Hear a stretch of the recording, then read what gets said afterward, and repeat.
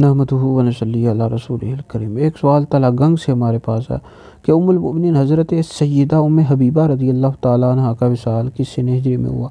ام المؤمنین حضرت سیدہ ام حبیبہ رضی اللہ تعالیٰ عنہ کا اصل نام رملہ ہے، اور آپ کی والدہ کا نام صفیہ ہے، والد کا نام ابو سفیان رضی اللہ تعالیٰ عنہ ہے۔ آپ حضرت سیدنا امیر معاویہ رضی اللہ تعالیٰ عنہ کی بہن ہیں۔ نبی کریم علیہ السلام کے اعلان نبوت فرمانے سے 17 سال پہلے مکہ شریف میں پیدا ہوئی، اور آپ کی جو کنیت ہے ام حبیبہ یہ اس وجہ سے پڑی ہے کہ آپ کی پہلے شوہر سے ایک بیٹی تھی جس کا نام حبیبہ تھا، اسی وجہ سے آپ کی کنیت ام حبیبہ ہے۔ اور آپ حبشہ میں موجود تھی کہ جب نبی کریم علیہ السلام کے ساتھ آپ کا نکاح ہوا ہے، اور جو نجاشی بادشاہ تھے انہوں نے آپ کے نکاح کا خطبہ پڑھا ہے، اور اپنے پاس سے 400 دینار حق مہر ادا کیا۔